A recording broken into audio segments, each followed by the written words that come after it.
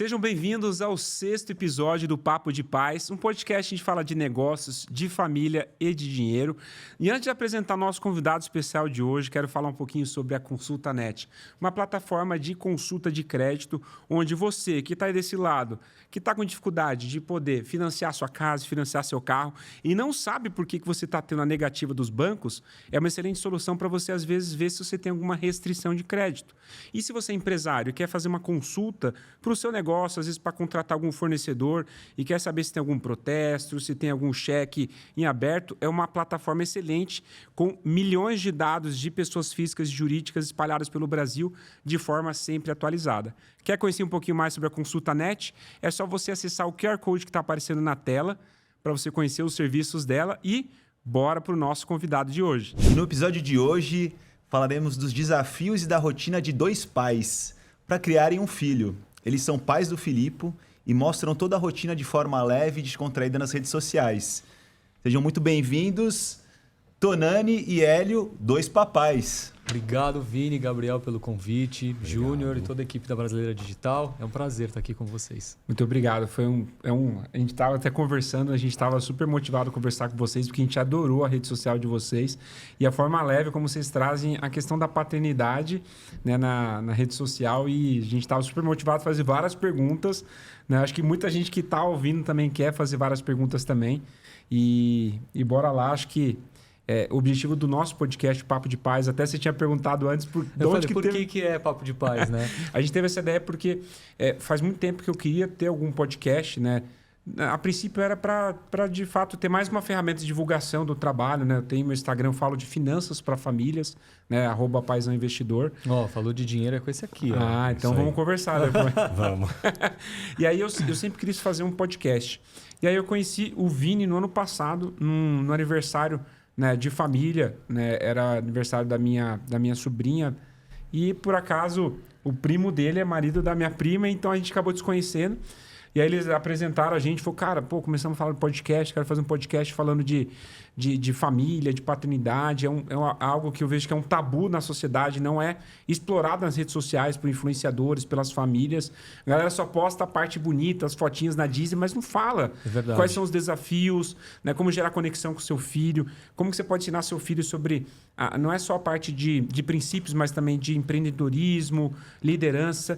Então, assim, tipo, vamos criar um podcast? Aí começamos ano passado, né, na parte, vou dizer, um pouco mais amadora. Vamos alugar um estúdio, chamar um convidado aqui e ali. E aí a gente falou, acho que a gente tem um potencial de trazer uma mensagem muito forte para a sociedade e a gente precisa profissionalizar esse podcast. Foi quando a gente teve a oportunidade de conversar com o Júnior da Brasileira. Né? Obrigado, Júnior, pela oportunidade. Explicamos o projeto na hora, assim, o Júnior é aquele cara que fala que gosta ou não gosta. Sim. Nós falamos, eu gosto, topo, quero fazer. Vai fazer sentido ter esse produto na grade da Brasileira também, porque ele percebeu que era algo que tinha um grande potencial no mercado, né? Não só para marcas, né, também patrocinarem, mas também para trazer convidados para compartilhar as histórias de vida. Então, a gente quer hoje, o objetivo é que vocês compartilhem do coração de vocês a experiência que vocês estão vivendo, né, com o filho de vocês, né, a beleza disso, e porque eu acho que tem muitos pais aí que podem se inspirar e que não estão expondo isso nas redes sociais com medo da opinião alheia. Então, aí já começo perguntando da onde que vocês tiveram essa coragem de expor isso nas redes sociais. Acho que até antes, né, de expor, como é que foi essa conexão de vocês, que vocês decidiram ter um filho, né? Antes dessa exposição, né? Vamos pro começo, né? Vamos pro começo. Rapaz, eu acho que o sonho da paternidade ele sempre foi mais do Hélio do que meu. Tanto é que quando a gente se conheceu, ele deixou muito claro que ele sempre quis ter filho. E não estava nos meus planos, né? Porque eu falo, o estereótipo do homem gay, ele não quer ter filho, porque não pensa em casar, não pensa em ter filho, a vida arruma para um outro caminho. Mas ele sempre teve essa visão, né, de querer casar, de querer constituir uma família. E eu assim, esse cara daqui a pouco desencana. A gente vai começar a viajar, vai começar, né, a construir nossa vida, ele vai esquecer essa história. Mas aí a gente mudou de ideia no meio do caminho. No meio do caminho, assim, a gente tá em 14 anos de relacionamento. No 6º ano eu falei assim, a idade pesa, né? Aí a gente vai falando o que eu vou fazer, o que eu quero fazer, como eu quero conduzir a minha vida daqui para frente. Aí cheguei para ele e falei assim, quer casar? quero, fiz pedido de casamento, ele fez pedido de casamento, eu fiz outro, porque eu falei, eu que mando aqui. E aí... É uma disputa de testosterona. E aí ele falou, quero. Eu falei, tá bom, mas a condição é, eu quero ter filho. Se você não quiser, a gente nem casa, porque não adianta. Né? Porque aí cada um vai seguir um caminho e não tem problema nenhum. Nossa, que decisão. Você tem que abrir mão de uma vontade sua porque você ama a outra pessoa, né? E a decisão era meio que minha. Ou a gente casa e tem filho, ou a gente separa e cada um segue o seu caminho. Mas... Aí ele decidiu casar e falou, quem sabe ele não esquece dessa ideia. Mas foi né? rápida essa decisão ou foi uma construção? Rapaz, eu quis casar porque eu queria festa, eu queria bagunça, eu queria DJ, meus amigos todos lá. E aí depois... Teve a lua de mel, que na nossa lua de mel... Eu já levei ele numa clínica de fertilização nos Estados Unidos. Era todo um plano. O Hélio já estava com um plano. Tem que ser lá, porque vai ter deu a ok, clínica. deu ok. Vambora, vamos pra isso, clínica. Vamos para Las Vegas. E eu queria, né, assistir a Britney Spears, assistir a Mariah Carey e tal. E ele queria ir para a clínica de fertilização. Eu falei, acho que essa viagem tá meio... Cada um numa vibe, né? Cada um de um lado, mas aí eu levei... A gente foi em 5 shows, vai. Foi uma clínica Circo e de 5 Solé. shows. Que não, é uma viagem de 2 homens gays. A gente viu Celine Dion, Cher, Britney Spears, Backstreet Boys. E a gente foi num... Eu não sei se era Circo do Soleil, mas teve um do Michael Jackson. Do Michael Jackson. Tem um show dele da o Circo show Soleil do dele. Michael Isso, Jackson. isso. Eu fui E pra a Las clínica Vegas de também. fertilização. Que E a clínica era o contou sexto como uma passeio. atração. E aí a gente foi, ele ficou meio assustado, mas foi a gente entendeu que não é um processo complexo. Nos Estados Unidos, Nos né? Estados Porque é algo Unidos, muito óbvio. legalizado, reconhecido, é um business, né? Fertilização in vitro para homoafetivos é um business. Então, Não, ok. Para também casais heterossexuais que têm dificuldade, ou homem ou mulher, lá funciona muito bem a barriga de aluguel, coisa que no Brasil não tem. Então, como que a gente ia construir ou como que a gente vai se planejar para fazer esse processo nos Estados Unidos? E aí, no meio do caminho, eu falei, vamos construir o dinheiro antes, né? Vamos guardar para a gente ver como vai ser. E apareceu que no Brasil pode fazer o processo, só que não é barriga de aluguel, é barriga solidária. Ou seja, a pessoa que vai te auxiliar, ela não pode ganhar ou cobrar nada por isso. É solidariedade mesmo com quem não pode, sejam casais heterossexuais ou homossexuais, né? Então, tem essa opção. Aí voltou o papo, 2 anos depois. E isso no Brasil surgiu, já existia ou foi nesse processo de vocês começarem a estudar a possibilidade, pesquisar lá fora, que começou que surgiu isso no Brasil? Como é que foi?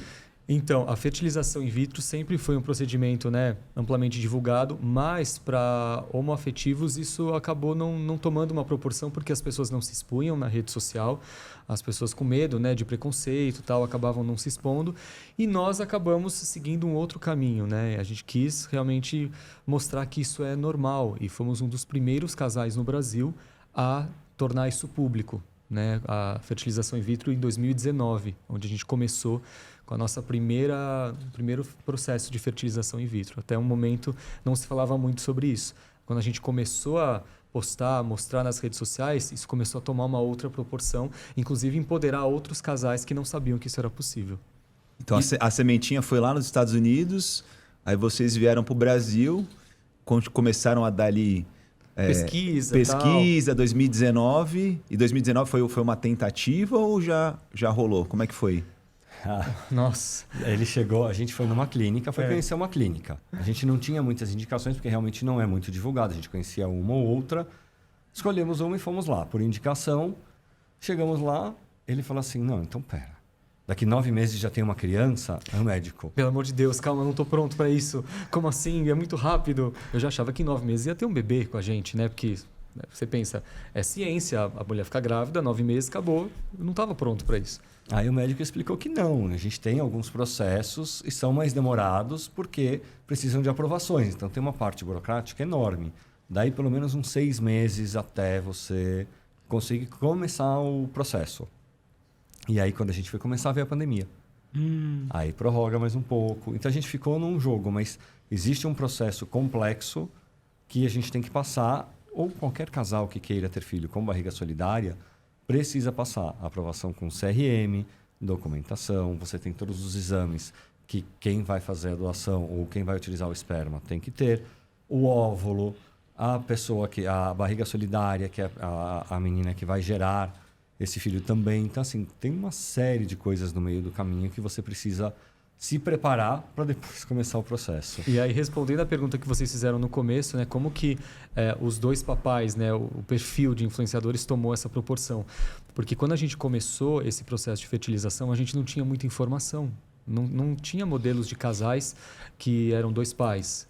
A gente tinha o Paulo Gustavo, que era um grande modelo de paternidade homoafetiva, mas ele tinha feito o processo fora do Brasil. Mas mesmo assim era um cara que você fala, pô, 2 homens, tem filho, que legal, tal. Mas era algo muito distante. Você não tem uma pessoa que você manda um DM e fala, me dá seu WhatsApp para eu conversar e ver como que é.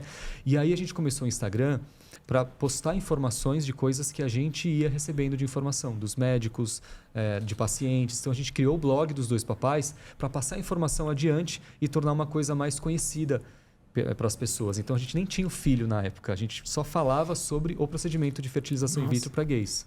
E me conta, porque assim, a decisão estava na cabeça do Hélio. Qual foi o momento assim que você falou, não, eu quero isso também? É muito boa a sua pergunta, porque o Hélio sempre deixou claro que ele queria ter um filho. Isso sempre foi muito claro no nosso relacionamento. Inclusive, quando a gente casou, ele falou para mim, não, eu quero ter filho. Se você casou comigo, a gente vai ter filho e tal. E eu estava receoso ainda com essa ideia. Eu estava acompanhando ele nas visitas das clínicas, eu estava no automático ali, né? No automático, mas a minha chave realmente mudou quando ele me chamou para jantar e ele falou assim, Tonani, eu não quero mais ter um filho. Eu quero ter um filho seu. Quero ter um filho com você. Aí, cara, eu falei, vamos embora. Porque não é mais sobre você. É sobre nós. É sobre uma família. Criação de uma família. E aí isso me desmoronou completamente. Eu já me imaginei parte do processo. Já me imaginei sendo pai, junto com ele. Então, não era para satisfazer uma vontade dele. Era criar uma coisa nossa. Foi isso. Aí vocês chegaram nessa conclusão aí juntos, né? E começou o processo, então, tudo que ia rolando ali, as fases que vocês iam aprendendo na raça, desbravando mesmo, né? Porque não tinha nenhuma referência, vocês iam compartilhando para poder atingir aí mais pessoas, né? Nas redes sociais, até conseguir desenrolar todo o processo. Mas aí entrou a pandemia, travou tudo. Com a pandemia, parou tudo por uns 6, 7 meses, mais ou menos. Então, na hora que a gente conseguiu a aprovação do CRM, veio a pandemia e parou tudo. Aí para até julho, falando julho de 2020. E quando você recomeça, tem todos os procedimentos que já são complicados, mais os testes de Covid que eram complexos também. Então a gente foi fazer a primeira tentativa, não dava porque o teste da menina não ficou pronto, aí não podia fazer, o laboratório atrasou. Então a gente passa por alguns perrengues que são não planejados, né? E nisso a gente lá, bom, então vai ser agora. Então, quantas semanas tem um embrião? Nossa, vai nascer de tal signo. Será que a gente quer? Vamos esperar? No começo era assim. Como se a gente controlasse alguma coisa. A gente não controla nada, né? E aí a gente aí faz tentativa, dá certo, não dá certo. Tem aborto no meio do caminho. Espontâneo, né? Óbvio. Mas são perrengues que a gente vai passando e vai conhecendo esse mundo da fertilização in vitro, que é um mundo bem interessante e bem complexo, né? Porque existem várias clínicas, existem médicos muito bons, existem médicos suspeitos. A gente tem o caso daquele outro médico que foi preso, inclusive, há muitos anos, né? Então, é um mundo bem complexo, mas é bem interessante de você conhecer e entender. E a nossa ideia é tudo que a gente passou de perrengue, que outras pessoas não precisassem passar. Porque a gente passou por coisas que, se a gente talvez tivesse informação, conhecesse um pouco mais, você não ia escolher uma clínica X, você não ia no médico Y, você ia saber que 8 tentativas para você ter uma de sucesso talvez fosse muito. Você teria que fazer uma série de exames que não falaram para a gente. Sim. E eu acho que isso é importante também porque quando vocês compartilham isso, mostra ainda a importância desse assunto para consiga deixar um pouco menos burocrático todo esse processo. E também as pessoas também cobrarem, né, uma facilidade de informação, porque isso deveria ser um pouco mais exposto, né?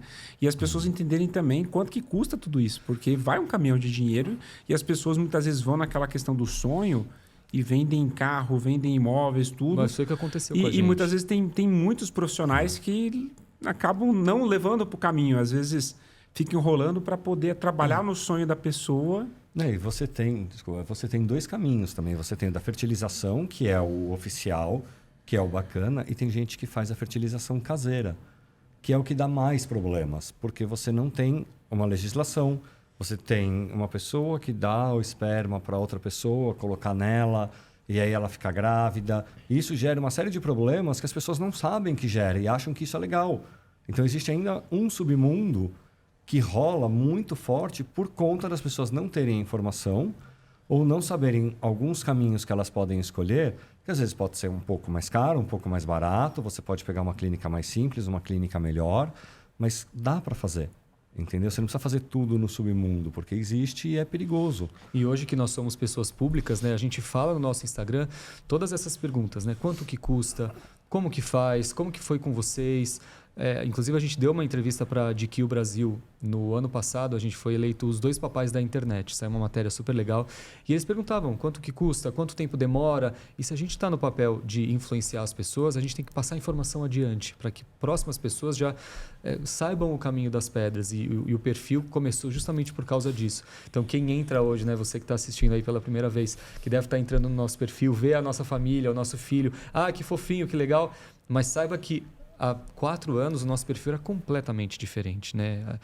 Foi até um momento da nossa vida, do nosso relacionamento muito, muito negativo, né? Eu entrei em depressão, o Hélio entrou em depressão, porque a gente ficou 4 anos tentando engravidar. Foram 8 fertilizações in vitro que a gente fez no total. Perdemos 2 bebês, né? A menina já estava grávida por 3, 4 meses, a gente perdeu esse bebê. E a gente estava sem grana, porque estava na pandemia. Então, todo esse período serviu para uma coisa, ou afastar a gente e acabar com essa ideia, ou realmente nos conectar nesse propósito e a gente ir até o final. E foi o que a gente fez até a gente conseguir ter o Filipo. Vocês comentaram que é um processo, ele é muito complexo e demorado. Mas ele é complexo no sentido apenas da burocracia ou complexo assim, tem que ser um casal já estabelecido há X anos, sei lá, tem que comprovar residência própria, Renda. tem que ter renda, tem alguma coisa nesse sentido também? Ou é mais ali trâmite de papelada e qualquer casal consegue? Tem as 2 possibilidades, né? Os 2 caminhos, na verdade. Então, você tem uma parte burocrática que é o CRM aprovar que a pessoa não pode ter filho, então ela está usando uma barriga solidária, que demora aí de 3 a 6 meses, depois de enviado o pedido. Você tem a parte da psicóloga, a gente passou por uma psicóloga, a barriga solidária também passa, a pessoa que é a barriga solidária ela já tem que ter tido filho, não pode ser uma pessoa que nunca teve filho, porque, né, quem já teve tem uma maior probabilidade de conseguir fazer uma gestação, já passou por isso, tem um psicológico diferente de quem não teve, a pessoa tem que saber que ela não vai se apegar. Então, tudo isso uma psicóloga atesta e a gente manda isso para o CRM e aí segue o caminho, né? A gente também faz uma série de exames para entender se o esperma é saudável para participar desse processo. O óvulo tem que ser saudável, tem a compatibilidade do óvulo com o esperma. Depois é gerado um embrião. Será que esse embrião é saudável ou não? Tem que mandar para um laboratório fazer uma análise. Então, antes de você engravidar, tem uma série de coisas que é a tal da burocracia, mas que precisa ser feito para garantir uma gravidez saudável e uma paternidade estável, né? Que quando a criança nasce, ela tenha uma certidão de nascimento com 2 pais, e esteja tudo acordado. Então, é necessário ter isso para a segurança de todos que estão participando. Tem visita de assistente social também ou não? Não, você passa... Só faz o psicólogo, médico, os exames. Exato. Aí com a pandemia virou online, que eu achei que facilitou muito, acho que para todo mundo, né?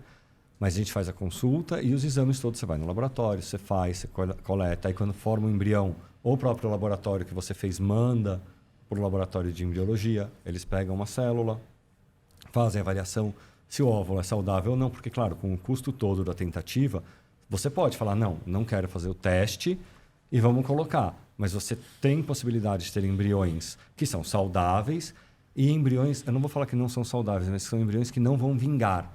Porque eles têm a célula, chama euploide e aneuploide, né? Quando é aneuploide, ele não vai vingar. Você pode colocar, ele pode durar 6, 7 semanas e vai sair, porque ele não é um embrião saudável para seguir o caminho. Né? Não estou falando de doenças ou coisas assim, estou falando de viabilidade do embrião. Então, é interessante fazer, do nosso ponto de vista até, porque eu sou um pouco mais velho que ele, então eu falei, Pode ser que sim, pode ser que não, mas é bom fazer.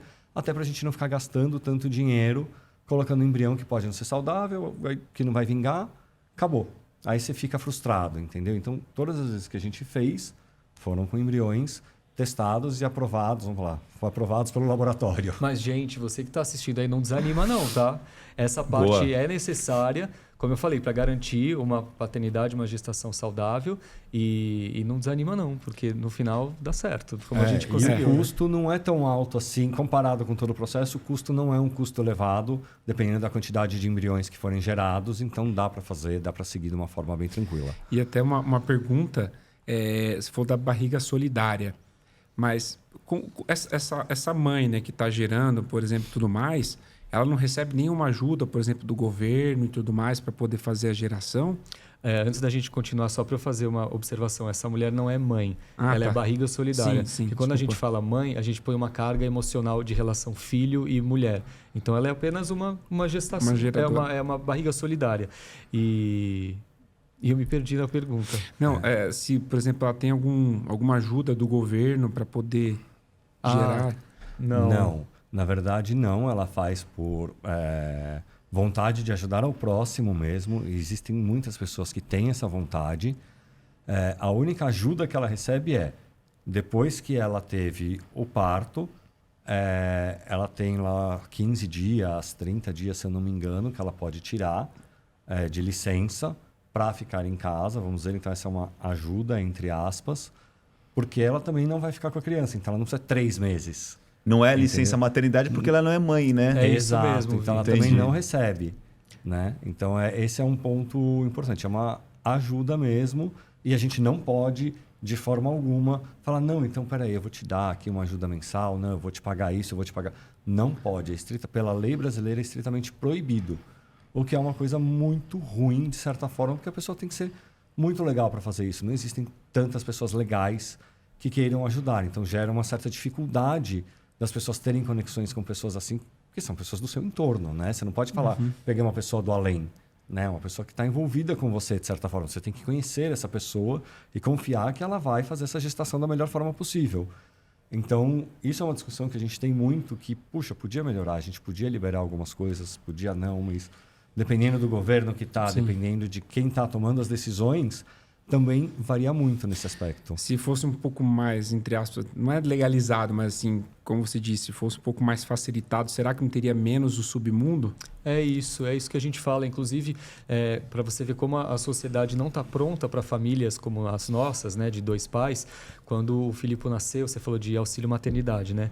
A gente vai pedir um auxílio paternidade, não existe. Então, por exemplo, a gente tinha uma criança em casa que precisava do nosso suporte, e pela lei brasileira o pai só pode se ausentar por 4, 5 dias. E como que isso se aplica à nossa família, né? Que somos, não existe uma mãe, não tem uma mulher. Como que vem esse benefício para nós? Porque tem uma criança lá, alguém precisa parar de trabalhar para cuidar dessa criança. E nenhum de nós é mulher, nenhum de nós gerou esse bebê. Como que faz isso? Porque pela lei brasileira você só tem direito a receber esse auxílio se você fez o processo de adoção, se você, né, gerou o bebê, só esses dois. E no caso de fertilização in vitro, que foi o nosso, né, de 2 pais, a gente não tem direito a esse auxílio. Então o que a gente luta é para mudar esse termo de auxílio maternidade para auxílio parentalidade, porque as famílias não são mais compostas de pai e mãe, onde o pai trabalha e a mãe fica em casa. Mudou. Hoje tem famílias de 2 mães, hoje tem famílias de 2 pais, hoje tem família de pai solo, que faz fertilização in vitro, que é ter um filho sozinho. Então, tem que mudar. Então, as nossas famílias são diferentes e nós, por termos uma exposição na rede social e uma influência midiática, a gente gosta de falar nisso, né? Porque muitas pessoas não se expõem e a gente está no papel de provocar uma mudança. Eu quero até perguntar sobre isso, sobre como é que foi, né? Se de repente algum de vocês teve que abrir mão de trabalho. Mas antes, só para a gente seguir a ordem cronológica, queria que vocês contassem um pouco como é que foi o grande dia. Depois de passar por toda essa parte burocrática, processo, achar uma pessoa que vocês tivessem conexão, né? Porque, vocês, com certeza vocês estavam preocupados, o que essa pessoa está se alimentando, né? Ela, está se cuidando, não está bebendo, sei lá, usando droga. Tem que ter uma conexão, uma confiança. E como é que foi, depois de tudo isso, o grande dia? Conta aí pra gente. Eu acho que eu que não estava tão embarcado na jornada foi o pai mais surtado de tudo. Meu Deus, quero ler todos os livros, quero ver todos os blogs, quero ficar por dentro de tudo para ser um pai excelente. Então, eu falo por mim que foi muito transformador a hora que a gente teve o positivo da gravidez e a gravidez evoluiu assim até o nascimento do Filipe. Foi fantástico. Inclusive, é um dos vídeos que tem milhões de visualizações no nosso Instagram, que a gente documentou o parto, né? É um mini vídeo de 2 minutos que a gente documentou essa nossa experiência do Filipe nascendo. Ele falou, não, eu vou ler, eu preciso estar preparado. Eu falei, você não vai estar preparado, mas ele gosta de ler, vamos ler. Acho que a gente tem uns 30 livros que ele leu em 9 meses. E ainda estou longe de saber tudo, né, de paternidade, que a gente aprende com o filho. E ele, você não vai ler nada? Você não vai fazer nada? Eu falei, não, porque eu acho que vai sair natural. Né? Eu li uma coisa ou outra, mas se você... No meu caso, se eu leio muito, eu fico impressionado com tudo que eu leio. Aí como que eu vou fazer? Porque eu vou ficar impressionado com tudo? Então eu prefiro ser mais ignorante e seguir. E aí deu sorte, porque assim, deu o jogo do cara que leu bastante, o cara que não leu nada, mas eu sou muito mais tranquilo nesse aspecto hoje.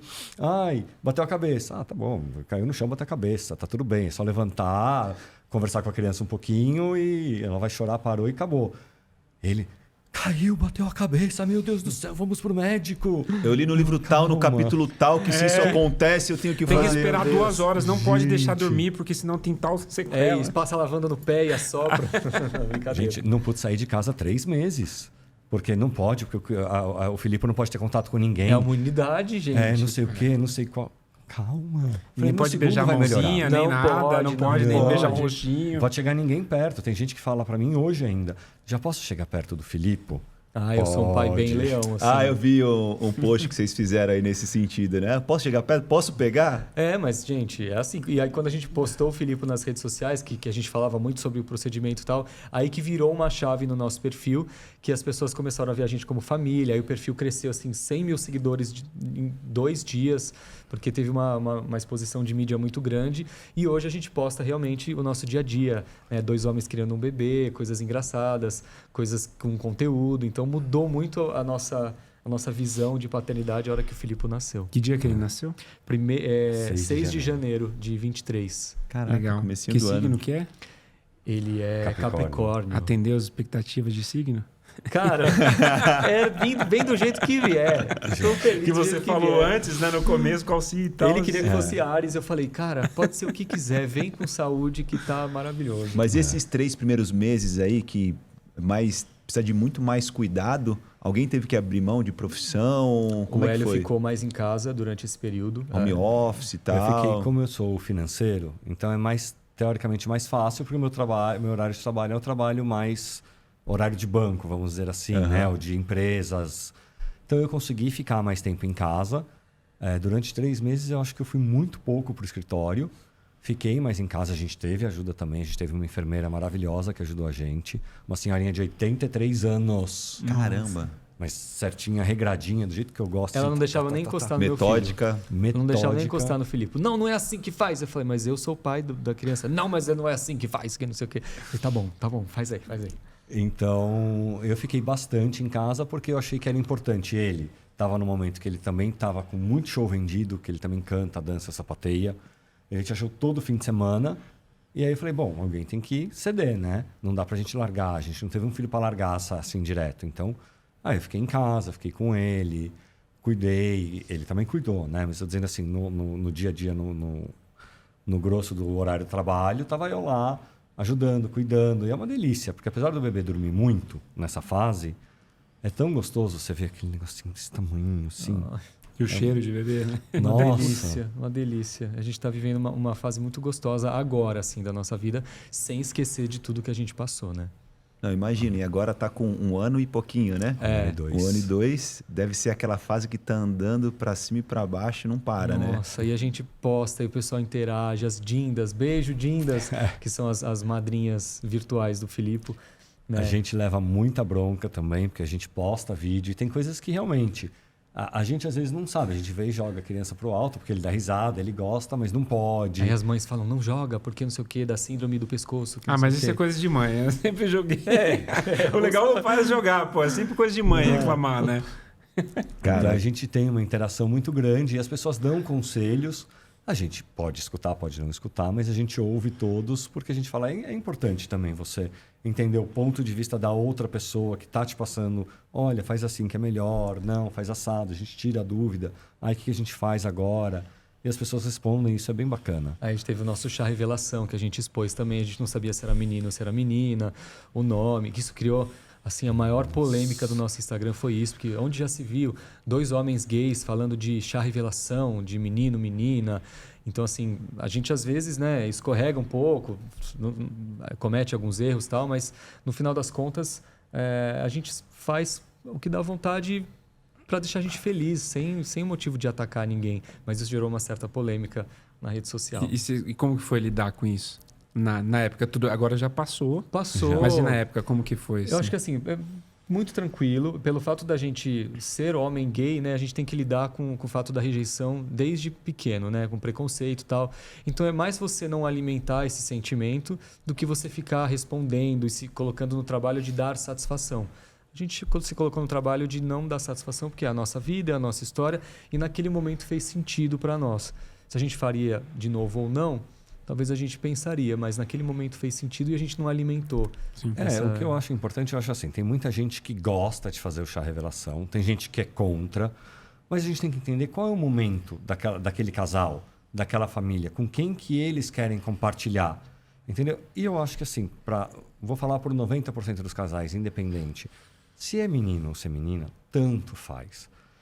A questão é aquele momento que você vai ter uma revelação da criança quando ela vai nascer, entendeu? Então, o nome que você vai escolher devido à identidade naquele momento que ela vai nascer, não sei como falar mais, mas enfim, é o sexo, gênero, o gênero, que ela vai nascer naquele momento. Depois, o futuro, Deus que sabe o que vai ser, entendeu? Mas naquele momento a gente precisa fazer uma escolha. Posso dar nome neutro, se eu quiser. Posso dar o nome de menino, posso dar o nome de menina.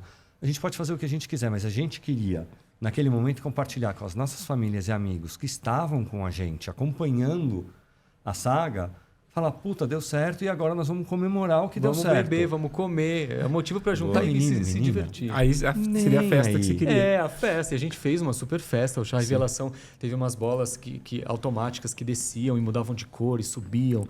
Foi assim, foi muito legal. Foi bem legal. Muita bebida, que é a parte que eu gosto.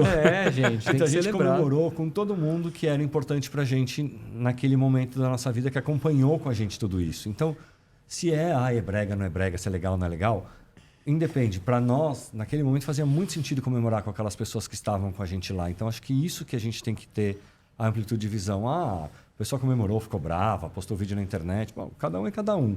Para nós, tanto fazia, mas a gente queria era bagunçar. Celebrar. E vocês postam bastante coisa que tem um alcance grande, né? Quando vocês atingem muita gente, é natural que venha muito hater também. Mais de um ano passou aí de tudo que aconteceu e continua com muito problema, assim, muito hater. Eu acho que o caso mais recente de hater que a gente teve foi com a festa do Filipe. Eu não sei nem se o Hélio acompanhou os nossos comentários, porque a festa ela foi realmente muito grande. Então, assim, foi uma festa gigante e isso gerou um pouco de distanciamento nas pessoas, do tipo, mas ele nem vai lembrar, o filho de vocês não vai lembrar, para que fazer uma festa desse tamanho e tal? E isso me lembrou muito o que falavam no começo, quando o Filipe nasceu, que a gente era atacado, porque falavam, por que vocês não adotaram? Fica aí tentando fertilização, tanta criança no mundo. E a mesma coisa da festa do Filipe é a mesma resposta. Para a gente faz sentido as escolhas que a gente está fazendo. Se a gente fez essa festa de um ano, é porque o Filipe era tão desejado, tão amado, que nessa festa de um ano a gente quis celebrar o fato de que sobrevivemos como casal, né? Continuamos juntos, o Filipe está bem, está com saúde, está se desenvolvendo. Então, vamos celebrar com o máximo de coisas que a gente pode nos dar o direito de celebrar. A gente trabalha com eventos, então muitos amigos ofereceram muitas coisas para a festa. Então, se a pessoa às vezes ataca a gente por fazer um evento muito grande, é porque ela não sabe o contexto inteiro disso. Então, a gente tem que só valorizar. E como as pessoas à volta de vocês desejaram tanto com vocês e vocês queriam compartilhar esse momento com elas também, para elas fazerem parte. Não adianta só ser no digital ali, mas também comemorar com essas pessoas. Materializar. A pandemia afastou Sim. muito das pessoas. Então a gente quis, nesse primeiro ano, fazer uma coisa realmente grande para nós, para o Filipe, para as nossas famílias. Então deixou a gente muito feliz. Mas nos próximos anos vai ser no prédio, vai ser no salão de festas do prédio, que deu muito trabalho. Porque deu muito trabalho, não é porque gerou polêmica, é porque deu muito trabalho, Sim, então vai não. fazer algo mais tranquilo. A polêmica a gente não está preocupado. É isso Quando aí. ele quis fazer a festa, ele falou, eu quero 300 pessoas, eu quero isso. Eu queria 500 no começo. A gente criou até um reality, foi uma série de 8 episódios contando, né, E aí a coisa ia crescendo, assim, eu tava explodindo, o povo, mas como vai ser essa festa, meu Deus? E entrou André Guimarães junto, que faz as festas da Disney, gigantes e tal. Aí o povo viu que ela tava junto e falou, não, essa festa, meu Deus, pra que tudo isso? Não precisa. E os nossos pais, pra que vai fazer essa festa? Não sei o quê. Então a gente recebia muito, assim... Depois todo mundo gostou, porque a É. festa foi muito bonita. Eu também confesso, ele sabe que eu não queria uma festa muito grande no começo, porque eu sei o trabalho que dá. Né? Ele quase ficou maluco e a gente ainda tinha outros eventos grandes na empresa acontecendo, mas... Cara do financeiro, né? Cara do Rapaz. financeiro é... No final, ficou assim, uma festa realmente incrível, memorável. A gente vai lembrar disso para o resto da nossa vida. O Filipe não vai lembrar, mas ele vai ver foto. Então, ele vai saber o quão especial foi pra gente, pra ele. Então, eu acho que valeu a pena.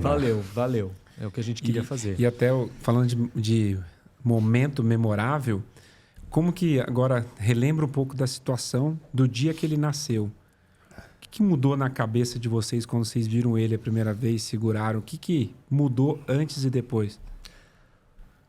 Olha, eu vou falar uma coisa que eu acho que muitos homens, pais, vão se identificar. Eu não senti nada. Eu acho que eu gostaria de falar que a minha vida se transformou, que eu senti a paternidade.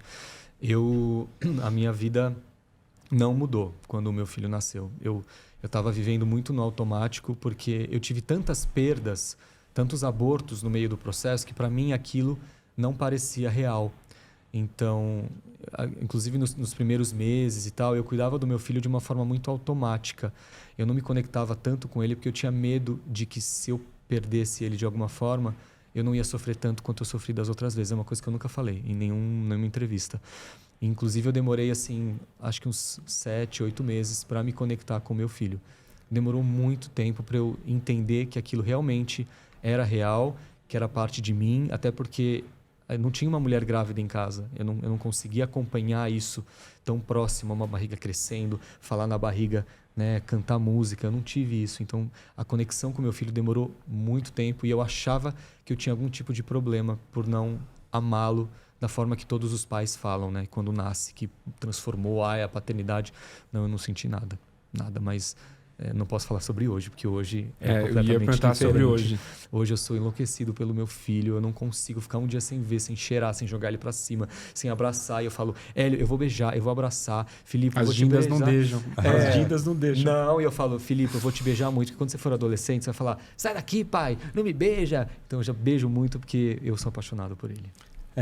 Eu lembro muito dele no hospital, no primeiro dia, chorando. Tem uma vida dependendo de mim, o que eu vou fazer? Eu tava bem desesperado, eu falei, não tô pronto pra isso, cara, não tava pronto. E minha mãe falava muito isso pra mim quando eu nasci. Ela tinha esse desespero, porque ela tinha 20 anos na época, né? Então era outro mundo. E eu falei pra ele, eu peguei e falei, calma, vai dar tudo certo, a gente sempre fez tudo, deu tudo certo, fica tranquilo. E aí, óbvio, né? Ele teve um tempo de adaptação um pouco maior, que eu acho que é normal entre muitos casais, até mãe muitas vezes, que tem os hormônios ali na flor da pele quando nasce a criança, tem a depressão pós-parto, tem essas coisas. O pai também às vezes não é tão rápido, né? Mas eu na hora ali, a hora que eu vi a enfermeira pegando a criança, virando de ponta cabeça, fazendo não sei o que, eu falei, nossa, mas não é tão frágil quanto eu achava que era, né? Aí eu falei, legal. Porque quando eu via recém-nascido de amigo, eu não queria nem mexer, morria de medo. Na hora que você vê ela tirando, puxando, fazendo, dando tapinha, não sei o quê, você, opa, pera. E aí eu já peguei ele, quando a gente saiu da sala de parto e foi para outra salinha fazer a pesagem, ele foi segurando a minha mãozinha, meu dedinho assim. E é tão fofo que até hoje, quando eu estou dando uma madeira para ele, ele segura ou o meu dedão ou o meu dedinho, ele fica segurando. Então, assim, eu já tive uma conexão mais instantânea com ele, mas também eu tinha esse desejo há muito mais tempo que ele não tem certo e errado, né? Quando eu vi que talvez ele não estivesse com aquela conexão, eu falei, dá de mamar para ele todo dia de manhã, vê se desenvolve. E ele começou. Pergunta se hoje eu consigo dar de mamar de manhã. Mas até quando já rola essa conexão de cara, né? Que quando nasce, aconteceu comigo, já rolou uma conexão. Mas eu falo para todos os amigos que vão ser pais ou que são pais há pouco tempo, eu falo, o amor ele vai crescendo de uma forma, com o crescimento do bebê, absurdo. Cada dia que você vai interagindo, você vai tendo mais conexão e parece que esse amor ele vai fortalecendo até que chega um momento que você fala, cara, isso que é tipo amor de verdade, porque é uma coisa incondicional. Você passa a ser a segunda pessoa, né? Você deixa de ser egoísta, você começa a deixar sempre o teu filho ali em primeiro plano, em primeiro lugar. Tudo que você faz, você começa a pensar nele. Assim, para mim foi muito isso. Foi crescendo, crescendo, crescendo, até que chega um momento que fala, cara, isso que é amor de verdade. Eu sinto isso hoje. Agora eu tenho esse sentimento, mas eu não consegui me conectar com meu filho durante muitos meses. E olhando para trás, eu acho que isso é normal. Acho que cada pai tem o seu tempo, cada filho tem o seu tempo. Então, né, a mãe tem aquela lance do peito, da conexão, que é uma coisa física, né? E nós, homens, a gente não tem uma conexão física com os nossos filhos. Não passa nada físico para eles. É uma coisa muito mais... não é tangível o amor que a gente tem para ele, diferente de uma mãe que transfere o seu leite para a criança. Então, é diferente, é diferente. Né? E como é que foi quando Rebequinha nasceu? Eu e minha esposa, a gente sempre quis ter filho. E aí minha esposa, ela é mais velha que eu, né? Eu tenho 34 e ela tem 38, né? E aí a gente foi mais ou menos em 2015 a gente casou. A gente falava, já viajava bastante, a gente sempre teve vontade de ter filho. Aí começamos em 2016 planejar isso e a gente achou que ia ser muito rápido. E não foi. A gente foi para vários médicos, entendendo, achando que ela tinha endometriose, né? Fizemos todos os exames possíveis e sempre a gente pegou um médico muito bom e falou, olha, a parte de vocês é emocional, não é físico, emocional. E, poxa, todo mês tentando, aquela pressão. E aí, até que ela engravidou e minha filha nasceu em 2018. E assim, para mim foi... quando eu segurei ela no colo, parece que assim, ligou uma chave, né? Para mim, na hora, mudou completamente. Tanto que eu fiquei um mês em casa e eu saí da empresa que eu tava, porque tava uma rotina insana, trabalhando de segunda a sábado. Eu falei, não, eu quero ser um pai. Essa vai ser a minha profissão. O que eu for trabalhar, eu trabalho de casa, entendeu? Fazendo consultoria, me viro. E assim, na época eu tinha proposta para trabalhar em fundos de investimento, em corretoras, em bons cargos. Moro na Zona Norte de São Paulo, mas chego vindo todo dia para Berrini. Nossa. Eu fiquei pensando, 1h30, 2 horas de trânsito para ir, depois para voltar.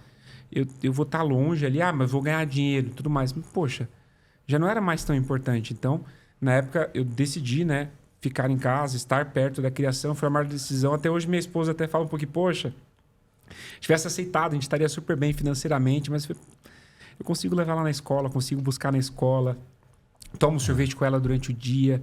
Então, assim, eu acho que muitas vezes não é só questão financeira, né? Eu acho que tem as escolhas. Tudo tem seus prós e contras na vida. Eu poderia ter muito melhor financeiramente, mas eu sei que hoje a conexão que eu tenho, eu posso não ter... Até falo pro Vini, falo em casa, eu posso não ter sucesso na minha carreira, mas com certeza eu vou ter sucesso como pai. Isso para mim é mais importante. Mas eu acho que é lindo isso que você falou, porque é legal. A gente não vê muitos homens, no geral, abdicando do trabalho para ir cuidar do filho, né? Ou dos filhos, quando a gente está falando em casal heterossexual, né? No geral. Geralmente o homem vai trabalhar mais, a mulher tem que parar, deixa a carreira de lado, ou porque ela quer, ou porque ela precisa parar naquele momento. E é muito legal ver que tem outros homens que também fazem isso. A gente não tem muito essa opção, a gente tem que os dois trabalhar, mas a gente consegue um reduzir, um fazer. Então é legal ver que tem caras que conseguem e falam, não quero, para mim o dinheiro não é tão importante. É importante, óbvio, né? Ninguém vive sem, mas eu prefiro cuidar do filho, ajudar em casa, porque é difícil, gente. Não é, nasceu filho, tem uma babá, tá tudo lindo. Não, você tem que lavar roupa, você tem que passar, você tem que cuidar, tudo que chega do bebê tem que tomar um extremo cuidado nos primeiros meses. Então, é muito legal ter vivenciado isso e participado disso, porque eu acho que a gente evolui e aprende muito. Eu aprendi isso na dor, da pior forma possível. Por quê? Quando minha esposa estava grávida, a gente estava morando no interior, estava um pouco afastado, só que não tinha hospital, não tinha maternidade boa. Então, no final da gravidez, ela voltou a morar em Santos, né? Hoje a gente mora em São Paulo, mas a gente é de Santos. Ela voltou a morar lá e eu ia na segunda, passava a semana inteira lá, voltava na sexta. Então, o finalzinho da gravidez foi assim. E depois que o Theo nasceu, no começo peguei ali a licença. Na minha época eram 5 dias, hoje já são 30, né? Dependendo da empresa. Peguei 5 dias, peguei uns dias de férias. Beleza. Depois tive que voltar a trabalhar.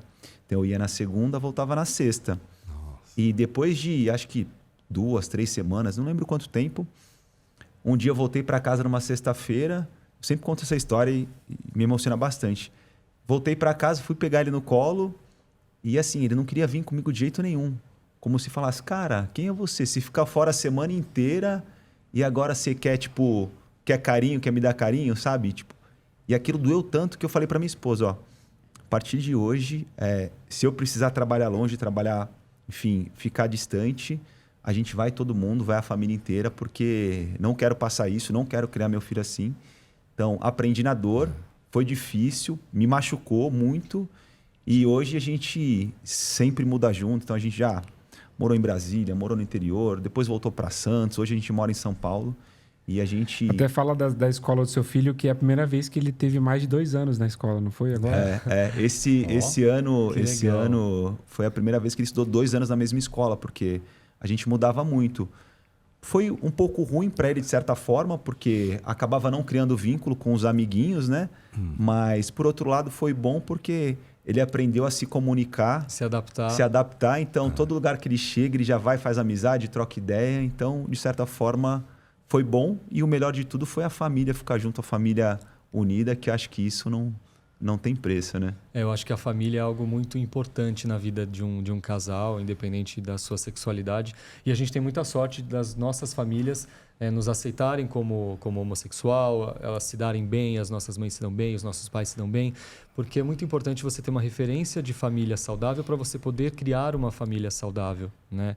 Então... A gente tem uma conexão bem grande com a nossa família, né? A gente reveza, acho que desde que a gente está junto, a gente, domingo, um dia na minha mãe, um domingo na sogra dele, na minha sogra.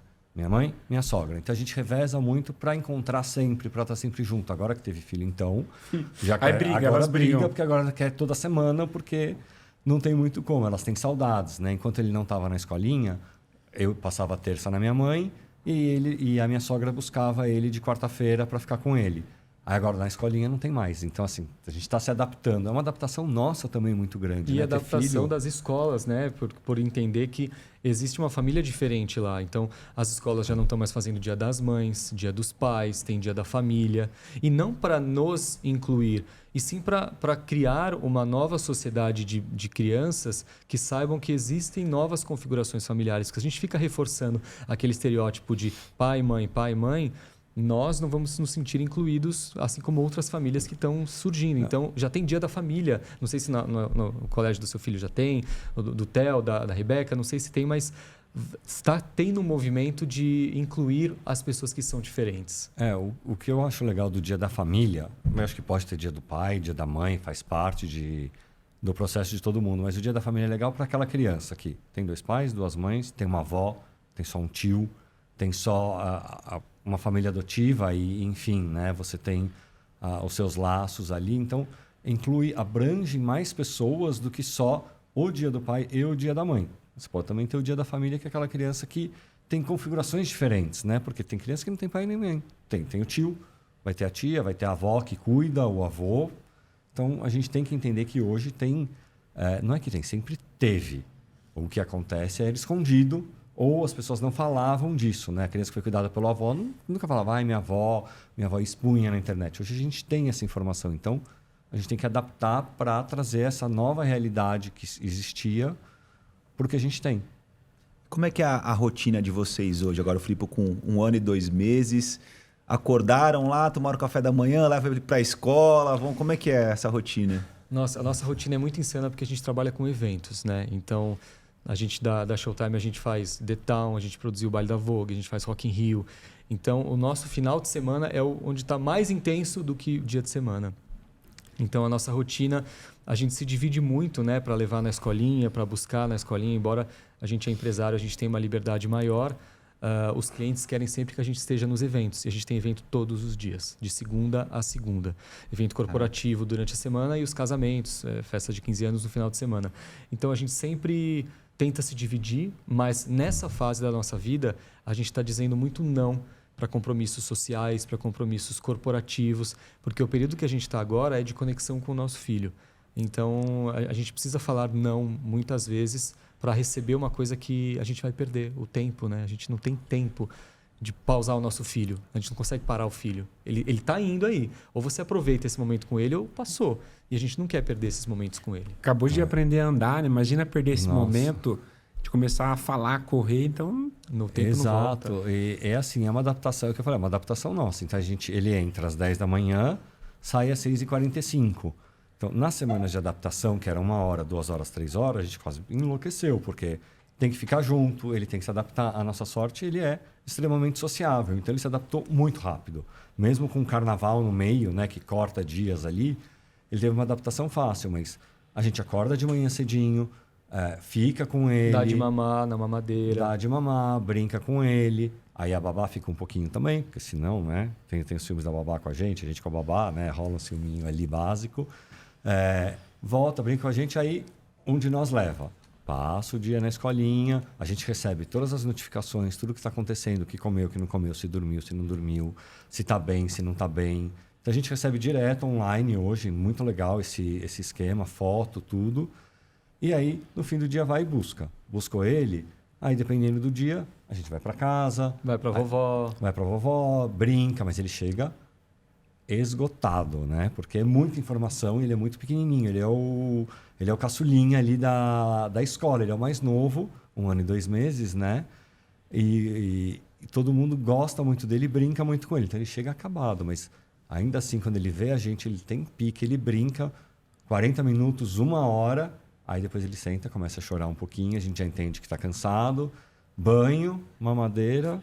Dorme bem, né? Dorme 8 a 10 horas seguidas. Mas ele dorme de 10 horas, pelo menos. 10 horas, sem parar. E final de semana rola uma rede de apoio, então. Nossa, todo mundo quer ficar. A vovó quer ficar, e o vovô quer ficar. E a gente vai para os eventos, o pessoal fala, cadê o Filipe? Eu falo, gente, mas eu tô aqui. Né? Quando você vira pai, você perde a sua identidade. Você é o pai de alguém, né? E fala, gente, mas eu tô aqui, me amem também. Eu sou uma pessoa carente. Então, é muito gostoso, né? Saber que a gente é tão amado e tão querido pelas pessoas que estão ao nosso redor. E a gente vai, leva ele para os eventos, assim, óbvio, né? Dentro dos horários dele. Ele sai com a gente sábado e domingo inteiro. Vamos na casa da vovó, vamos no shopping, vamos ali, vamos aqui. Agora já pode sair, né? Passou 3 meses, já posso sair quando eu queria com meu filho. Pode. E ele curte muito ficar com a gente. Então, segunda é o dia que ele fica mais... Ele chora um pouquinho para ficar na escolinha. Depois ele já nem olha mais para trás. Mas é gostoso, porque a gente tem todo final de semana com ele, que é uma conexão muito gostosa. E aí, quando dá 8 da noite, a gente põe ele para dormir. E aí, nossa vida segue, né? Imagina assim que, com certeza, vocês já têm planos assim de escola, tipo, do futuro dele. Com certeza já estão fazendo alguma reserva para ele. E assim, pensando a longo prazo, né? Pensando no futuro lá na frente, daqui, sei lá, 20, 30 anos, o que vocês sonham assim de futuro para o Filipe? Que vocês gostariam de vê-lo lá na frente? Nossa, a gente nunca falou sobre isso. Gente, eu tô pensando que daqui 30 anos eu tô morando na Europa, aposentado com ele, abrindo um bar só de bebidas para os amigos e receber os amigos que vão para lá. Eu nem pensei, falei, meu filho vai estar ou na faculdade... ou vai estar formado, já criei, já fiz o que eu tinha que fazer, ele que tem que vir me visitar. Não parei para pensar nele. Eu acho que assim, o que eu vejo para o Filipe, assim, é óbvio que os pais querem o padrão, que ele seja bem sucedido, esteja bem financeiramente, mas eu não estou preocupado com isso, que eu sei que ele vai ser um cara muito competente. Eu acredito que ele seja uma pessoa que seja um elemento de transformação na sociedade que ele vive, né? Que ele consiga mostrar para as pessoas que ter 2 pais é algo normal, é algo tranquilo, que ele foi um bebê, que ele foi um homem que foi feliz, foi criado de uma forma feliz, porque hoje as pessoas acham que né? Se você não tem uma mãe ali para educar uma criança, a criança não vai ser educada, não vai ter um futuro. E eu quero que ele, lá na frente, mostre de que deu tudo certo, que ser filho de 2 homens foi tão legal quanto ter uma mãe. É. E eu tenho aquela pergunta final, né? Já? Já? Posso fazer aquela pergunta final? Aquela pergunta final já? Para cada um de vocês, tá? Não é uma pergunta. Na verdade, é um negócio que a gente quer fazer para gerar uma conexão maior. Então, primeiro fazer com você. Nani, você vai olhar para aquela câmera e você vai gravar um vídeo que você vai assistir com o Filipe daqui 10 anos. Nossa, rapaz, eu vou ficar emocionado aqui. Deixa eu até tomar um Então, copo você vai d'água. olhar para aquela câmera e vai deixar uma mensagem para ele de como você tem orgulho de ser pai dele, né? De ter ele como filho. Rapaz, Então, olha para aquela câmera e deixa uma mensagem para ele, para você assistir com ele daqui 10 anos. Depois é você, tá? filho, o ano hoje é 2024. Você está assistindo esse vídeo em 2034. Eu espero que tudo tenha dado certo. Eu espero que você tenha orgulho de ter 2 pais, de saber que pode ter sido diferente no começo, você ter visto na escolinha que todo mundo tinha uma mãe, todo mundo tinha papai e mamãe e você tem 2 papais. Eu espero que você tenha orgulho disso e que você tenha consciência de que foi muito difícil ter você e que a gente lutou muito para que você viesse nesse mundo. Peço desculpas se a gente postou você muito nas redes sociais, mas isso realmente foi necessário para mostrar que ter 2 papais é normal e é legal, é super divertido. Olha, seus amiguinhos todos têm um pai só, você tem 2. Olha que legal. Então, aproveita aí a jornada, porque você é muito amado, muito desejado e um beijo para você. Amo você. Ó, show de bola, hein? Ó. Caraca. Como que a gente fala depois disso, né? Poxa vida. Agora você superar. foca no microfone. Vamos lá, tem que olhar Olhando pra pra câmera, câmera. né? Então, ai meu Deus. Filho, você tá com 11 anos agora. 11, né? 10 anos é 11. Você tá com 11 anos agora. Você ainda é uma criança, tá crescendo aí num mundo que tá em constante mudança, tá fazendo parte dessa mudança. Você é uma geração que veio para mudar o que a gente tá tentando. Difícil falar, né? E eu só desejo felicidade, amor e uma vida muito boa para você. Caraca, show. Que lindo. Ai, é hormônio, gente. Eu preciso repor os hormônios porque eu tô chorando muito. Gente, a gente fez isso, né? A gente faz com todos os pais e é sempre assim emocionante. Nossa. Porque a gente pega o principal elo, né? Que são nossos filhos e mostra como que é, né? O nosso propósito, né? De tornar o mundo um lugar melhor para eles e meus parabéns aí por serem pais incríveis. Obrigado. Eu tenho muito orgulho também de você, Hélio. Eu acho que a gente fala muito do nosso filho. Agora pode falar um pro outro aí. A gente não pode esquecer do nosso cônjuge, da pessoa que a gente escolheu passar o resto das nossas vidas, né? E, cara, foi muito difícil ter o Filipe, foi muito difícil a gente se manter unido durante todo esse período. A gente passou por altos e baixos, por muitos perrengues. E se a gente está junto é porque a gente se ama e a gente conhece o lado melhor e o lado pior de cada um. E a gente aceita o outro do jeito que a gente é. Isso é muito importante. Que bom, obrigado. Não vamos deixar ele falar, senão ele vai chorar. Chega. Então deixa do jeito que tá. Eu preciso arrumar os hormônios antes de falar de novo. E eu queria deixar uma mensagem também para você que está assistindo a gente.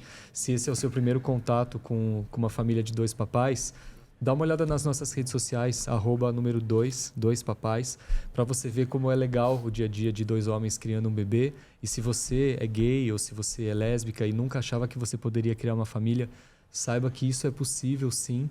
Basta você se preparar financeiramente para isso, se preparar emocionalmente para isso e embarcar essa jornada, porque a partir do momento que nasce, a gente tem 4 pais aqui que sabem que a aventura só está começando. Zera a vida e começa a partir daí.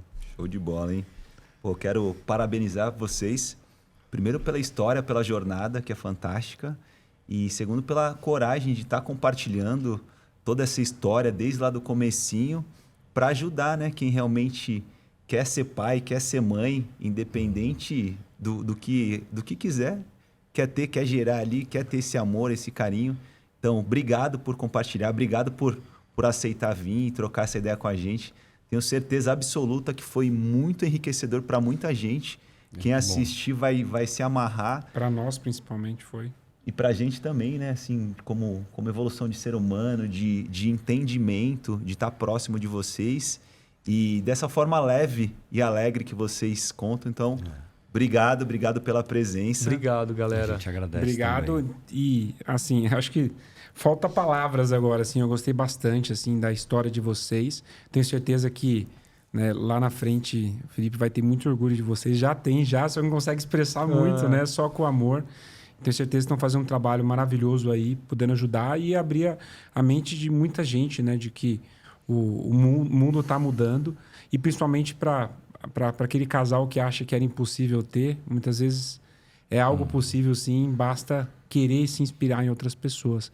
Obrigado pela presença de vocês e querem deixar mais algum recado? É só as redes sociais @doispapais ou também? Isso, tem o TikTok, @doispapais, o Instagram também, Dois Papais. E no nosso blog você tem acesso a todos os artigos que a gente escreveu aí durante a pandemia. E já dando um spoiler aqui, esse ano eu vou lançar um livro sobre os bastidores de 2 homens criando um bebê. Então, o processo de fertilização in vitro, como é para um casal LGBT conseguir atingir essa paternidade, contando todas as partes felizes e as partes tristes, porque a gente tem que lidar sempre com a realidade. Sim. Mas eu volto aqui para lançar um livro com vocês. Vamos ter que gravar mais um episódio aí do lançamento já estão desse convidados para voltarem, com certeza.